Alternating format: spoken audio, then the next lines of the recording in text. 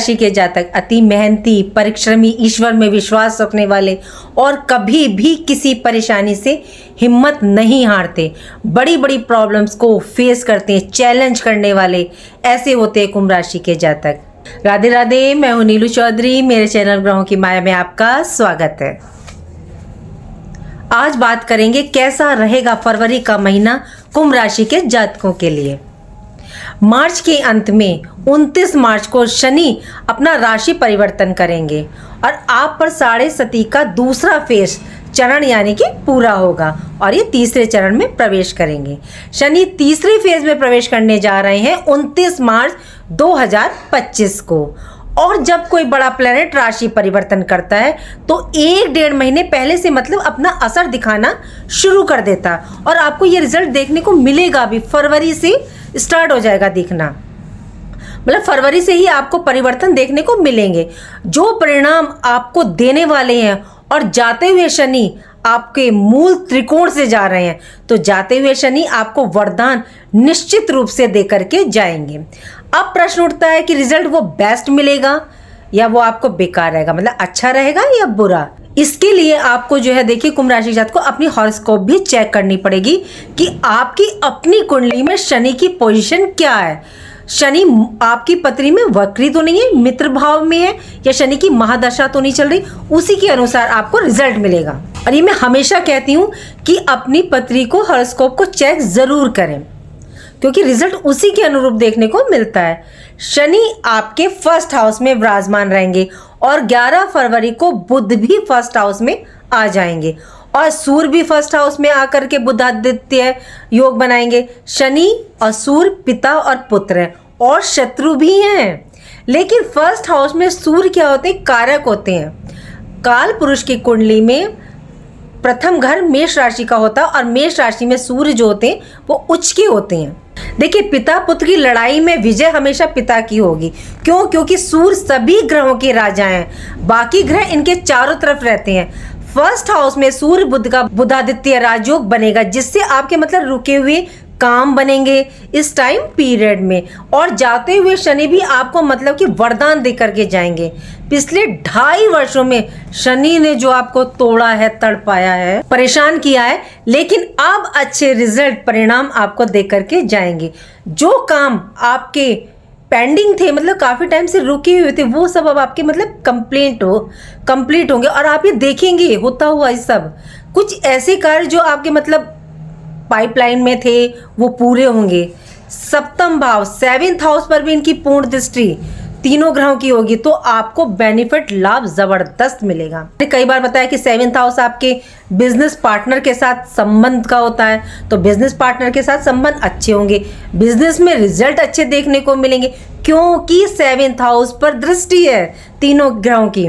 7th house business partner का, जैसा अभी मैंने बताया आपको। फर्स्ट हाउस में तीनों ग्रहों का होना मतलब वेल मैनेज सिस्टमेटिक वे में आप काम करेंगे। क्यों? बुध भी है, क्योंकि बुध क्या है, बुध मैनेजमेंट। कहीं कोई पेपर वर्क था, डॉक्यूमेंटेशन का काम रुका हुआ था, गवर्नमेंट ऑफिस से रिलेटेड आपका कोई काम था तो इस समय में वो पूरा होगा क्योंकि बुध मैनेजमेंट और सूर्य राजा। यदि सरकार से कोई हेल्प चाहिए या डॉक्यूमेंट वर्क है, लोन चाहिए, सरकार में कोई प्रोजेक्ट चाहिए या आप करने वाले हैं, सारी नौकरी अप्लाई कर रहे थे तो इस टाइम पीरियड में पूरी होगी। इस समय आपकी पर्सनैलिटी में भी गजब का प्रभाव रहेगा।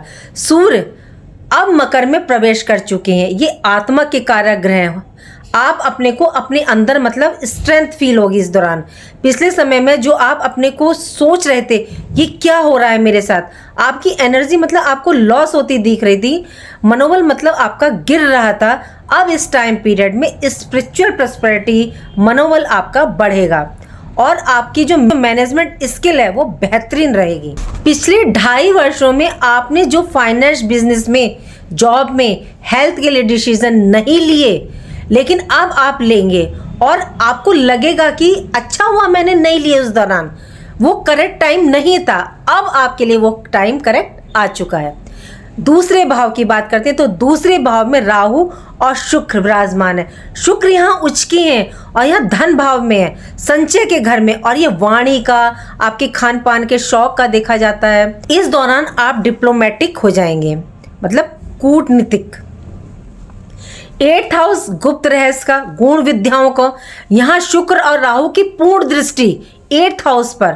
तो 2nd हाउस में राहु कुल कुटुंब के घर में। राहु क्या है? छल कपट अभिलाषा, और राहु की मतलब कोई लिमिट नहीं होती, इनकी कोई सीमा बाउंड्री नहीं होती, ये सीमा बाउंड्री से बाहर निकल के काम करते हैं। ये एक ऐसा समय होगा जब धन का संचय आगमन और ऐसे सोर्स से आगमन जहां से आपको उम्मीद भी नहीं होगी, क्योंकि राहु की दृष्टि 8th हाउस पर, अब वो भी पूर्ण दृष्टि।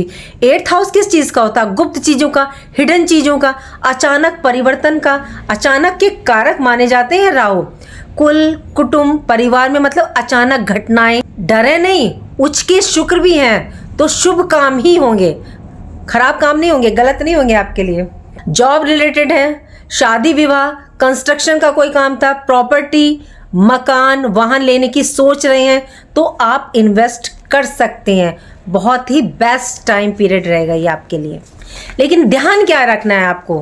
देखिए राहु है, ये हमेशा क्या है? हमेशा दो रास्ते दिखाते हैं आपको, सही और गलत। ये आपको तय करना है कि आपको किस रास्ते पर जाना है, क्योंकि ये छल कपट में फंसाने का काम तो ये डेफिनेटली करते हैं।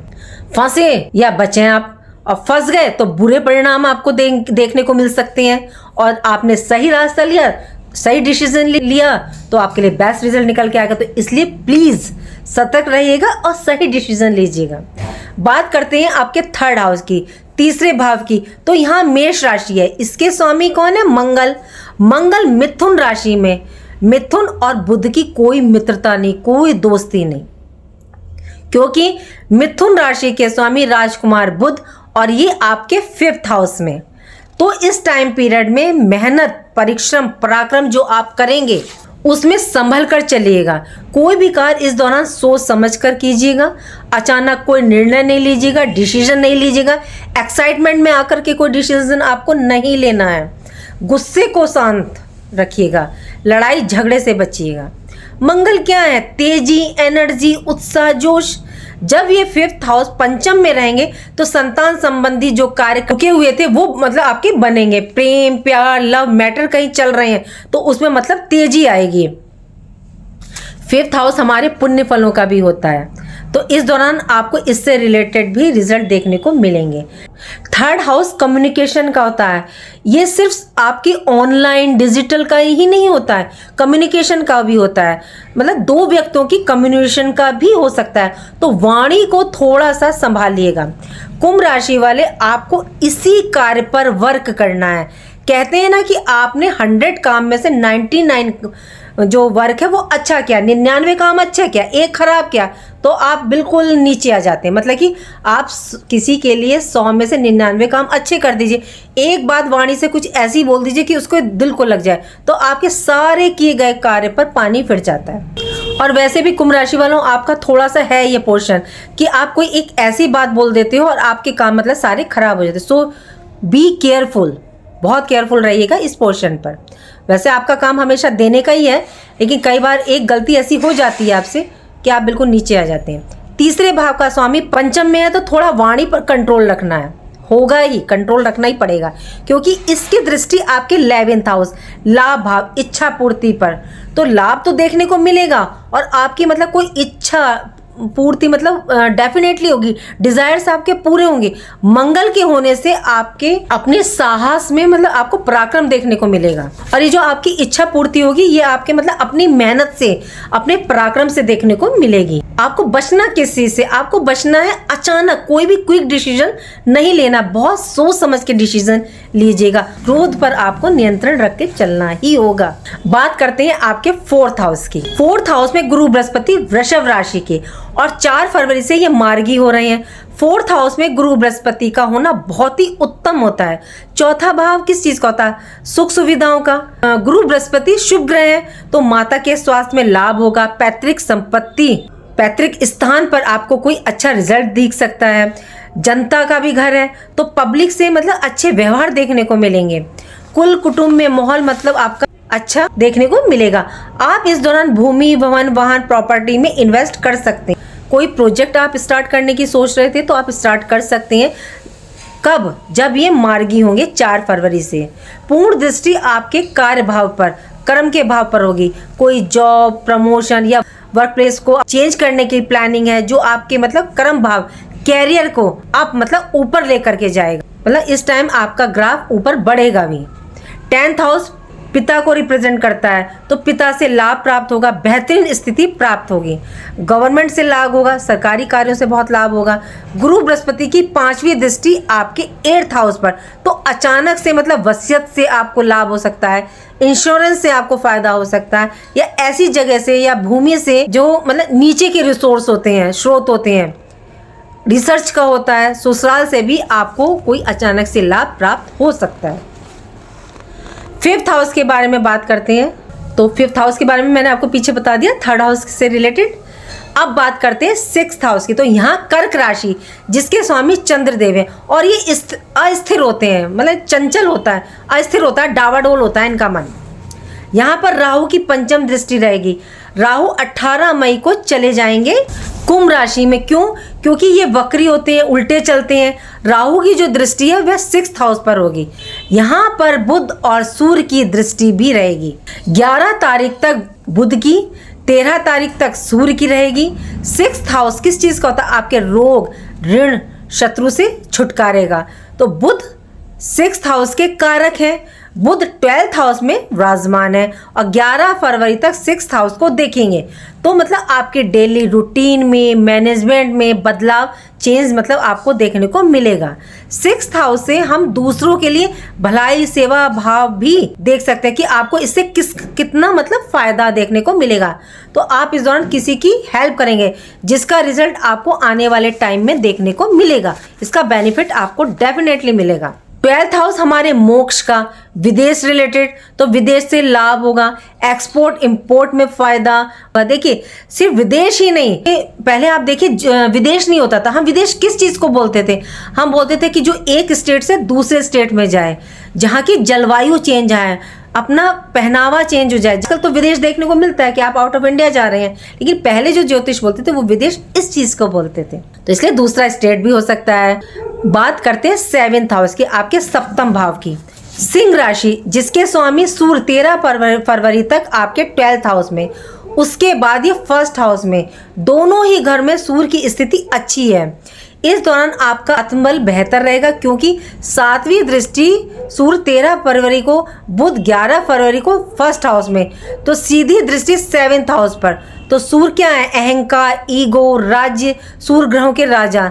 तो लाइफ पार्टनर के रिलेशन संबंध में आपस में ईगो, गुस्से को ना आने दें, क्योंकि शनि की भी दृष्टि है। मतलब बाहर की जो टेंशन है आपके वर्क प्लेस की हो चाहे बिजनेस की हो, वो अपने घर के अंदर ना लेकर के आए, मतलब अपने मैरिड लाइफ, वैवाहिक जीवन के बीच में ना लेकर के आए। यहाँ पर आपको संभल के चलना होगा। कुंभ राशि के जातकों, शनि जाते जाते वही फल देंगे जैसे आप लाइफ को लेकर के चल रहे होंगे, क्योंकि आप पर सूर्य का जो ईगो है ना वो हावी होगा।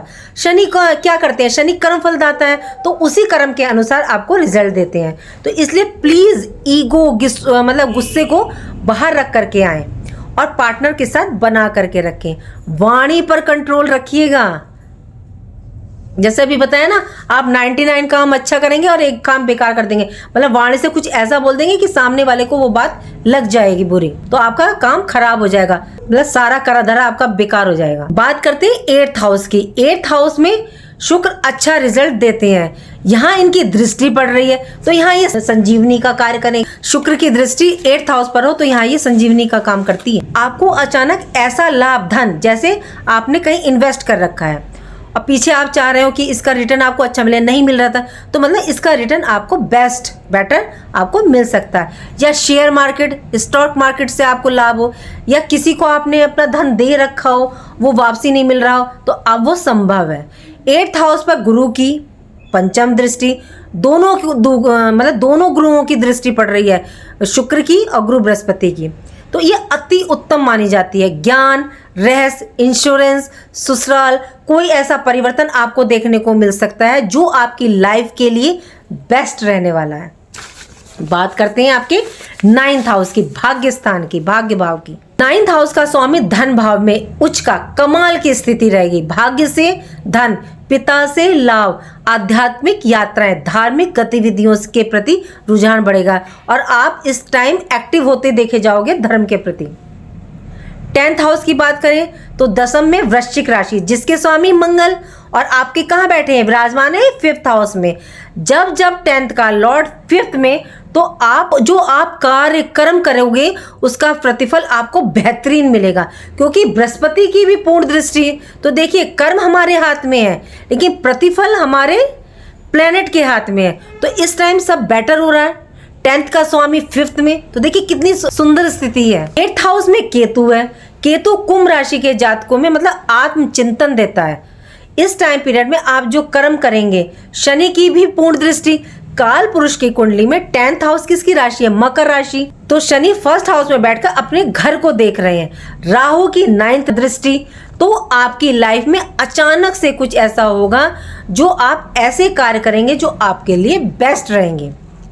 बात करते हैं आपके 11th हाउस की, और 11th हाउस 11वां भाव धनु राशि, जिसके स्वामी गुरु बृहस्पति इस समय 4th हाउस में और ये मार्गी हो रहे हैं। तो भाग्य भाव का स्वामी 2nd हाउस में उच्च अवस्था में, धन भाव में, और आपके लाभ भाव का स्वामी 4th हाउस सुख भाव में। सबसे सुंदर बेहतरीन स्थिति आपकी, मतलब अचानक से इच्छा पूर्ति जो आप चाहते हैं, कोई भी ऐसा अचीवमेंट जो आप चाहते हैं इस दौरान।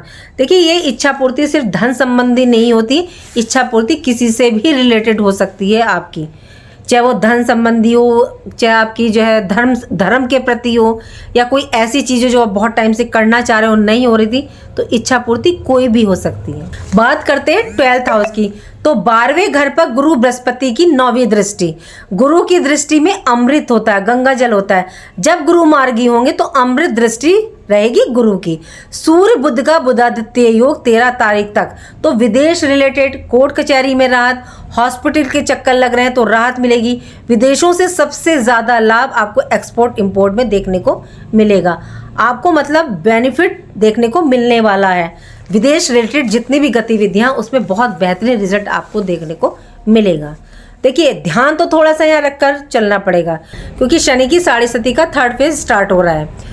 तो इनको शांत करने के लिए एक तो सबसे अच्छा उपाय है कि आप हनुमान जी की पूजा करें, उनके बजरंग बाण पढ़ें, उन पर चोला चढ़ाएं, दाहिने पैर का या बाएं पैर का, दोनों में से किसी का भी सिंदूर का तिलक आप लगाएं इस दौरान। एक आपको इनके ना मंत्र का जाप कीजिए, या इनके बहुत ज़्यादा जो रिजल्ट देखने को मिलता है वो मैंने देखा कि इनके 10 नाम लेने में, कौणस्ते पिंगलो भद्र कृष्णा रौद्रांत को यमे सौरी शनिश्चरो मंदे पीपला दिन संस्थित एतानि शनि नामानि जपे सन्निधौ शनिश्चर कृता पीड़ा न कदापि भव्यति। ओम शम शनिश्चराय नमः। इनके साथ इनकी पत्नी का नाम जरूर लीजिएगा। तज निधावनी चैव कंकाली कलह प्रिया कंडकी कलही चतुरंगी मैसी जय शनि नमानि पत्नी नामितानि सज्जन पवन दुखानी नाश्यतम सौभाग्य वर्धते सुखम। जय शनिदेव। और देखिए, अब आपको गुरु बृहस्पति के लिए भी थोड़ा सा 1 लोटे में जल लीजिएगा, उसमें हल्दी डालिएगा, मीठा डाल लीजिएगा, और अगर आपके घर में केले का वृक्ष है तो ठीक है, नहीं तो मंदिर जा करके आप केले के वृक्ष पर जल अर्पित ज़रूर करें। और मैं कहती हूँ ना, शिव हैं तो हमारी हर समस्या का समाधान है। तो आप शिव के मंदिर जाएं, 1 लोटे में आप चने की दाल डालिए, मीठा डालिए, शहद डालिए, गुड़ डालिए, काले तिल डालिए, और शिव पर जाके अर्पित कीजिए उनको ओम नमः शिवाय का जाप करते हुए। इससे अच्छा तो कोई रिजल्ट हो ही नहीं सकता। सबसे बेस्ट रिजल्ट है शिव का। उम्मीद करती हूँ कि जानकारी मैंने आपको दी वो अच्छी लगी होगी, और अच्छी लगी है तो चैनल को लाइक कीजिए, कमेंट में हर हर महादेव लिखिए, और मेरे चैनल ग्रहों की माया को सब्सक्राइब कीजिए। राधे राधे, जय माँ बाबा।